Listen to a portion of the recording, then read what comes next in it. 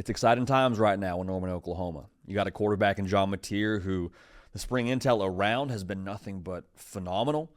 So what's going to be the difference for Oklahoma in 2025? Well, we think it's the defense, which is a wild place to be when you're talking about Oklahoma coming into this upcoming season, but I think it's truly the case. So we'll unpack that together. Before we do that, though, Oklahoma fans, y'all been good to us. We appreciate you being good to us. Make sure you are subscribed. If you want to see more Oklahoma content, the best way to let us know that is by being subscribed to the channel. So thank you for that. Now, this show brought to you by our friends over at Huel. Now, shout out to Cato, man, producer of the Hard Count, just getting this nice little QR code queued up for us in the top left corner of your screen.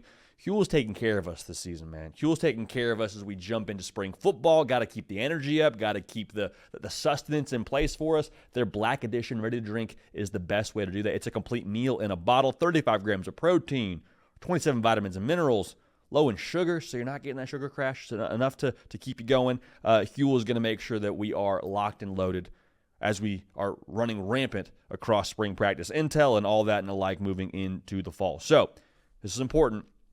Use code HARDCOUNT15 at Huel.com. Get yourself 15% off for new customers plus a free gift for those new customers. So again, HARDCOUNT15, Huel.com, Huel.com. See the description for terms and conditions. Unlock a healthier, easier way to eat with Huel. Nutritionally complete meals in minutes so you can focus on what really matters. So let's say this again. I think the offense for Oklahoma in 2025 provides the excitement around your ceiling. I think the defense probably provides your floor in Norman. Now, hand up, I want to be very clear. Taking a quick sip right now of this. This is the John Mateer Kool-Aid, all right? Well, there's a lot where this came from. We have been guzzling it. All right, that's just another little sip to keep us going throughout this segment. We've been guzzling the John Mateer hype. The reason being, you go over and check out the intel over at Soonerscoop.com, go hear what the people around Oklahoma are saying.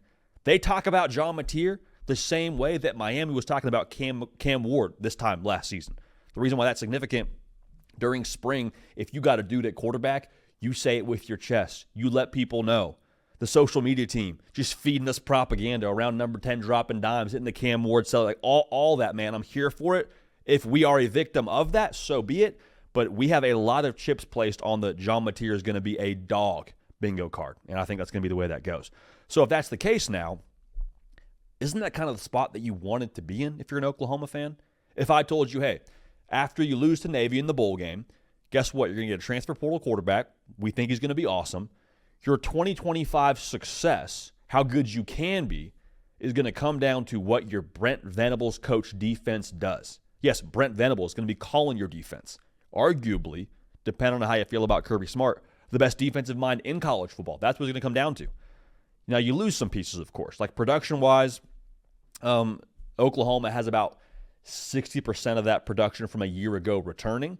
And production is one thing. I'm always more curious when it comes to those numbers, the leadership that you lose. And Oklahoma loses some dudes. Danny Stutzman gone to the league. Billy Bowman gone to the league.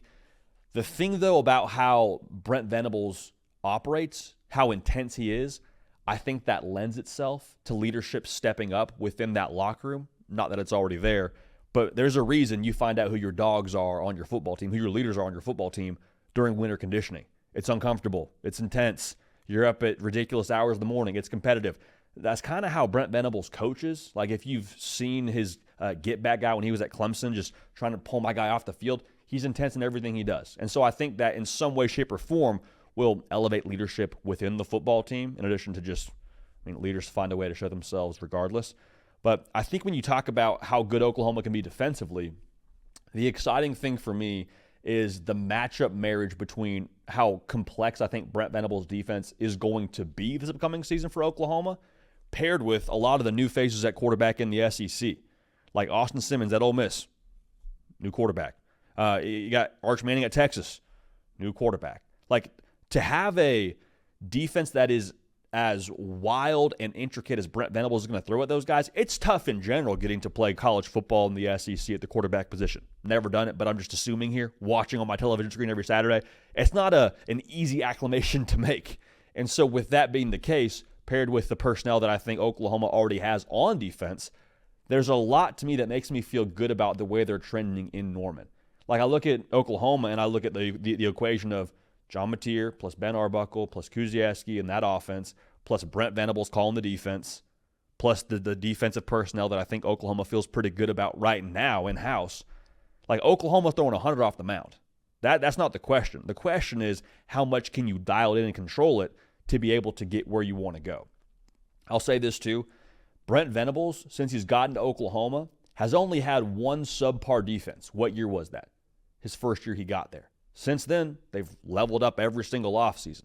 Like, I think they have what they need on this roster to execute this defense. And if they don't, they'll be pretty big players in the portal, and I think Jim Nagy and company will make sure they do. But all in all, I think it's all there for Oklahoma to have a pretty exciting season. Now, the schedule is ridiculous. So hear me clearly. That's a massive disclaimer. The schedule is as hard as there is in college football.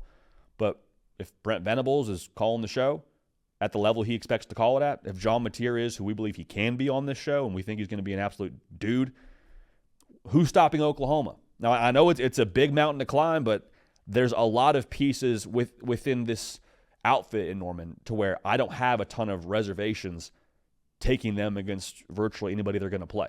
I don't think there's anybody on Oklahoma's schedule that you just chalk up to right now as a loss. Like Texas, probably the best roster they're going to play, right? Oklahoma doesn't fear Texas. And that's not me disrespecting Texas. That's just the way they feel in Norman. So I can't wait for this, dude. I think the fact that you have a defense that you're now depending on and asking questions about to see how far can you go at Oklahoma is exactly where you want to be as we sit here during spring practice. So make sure you're subscribed here. We'll talk more about Oklahoma and their spring ball as it pertains to what's going on in Norman throughout the course of the next few weeks and beyond that, and then when we get into fall camp and actual games being played. So Sooner fans, make sure you're locked in. We appreciate y'all. We love y'all. We will keep this party rolling, and we will see y'all next time.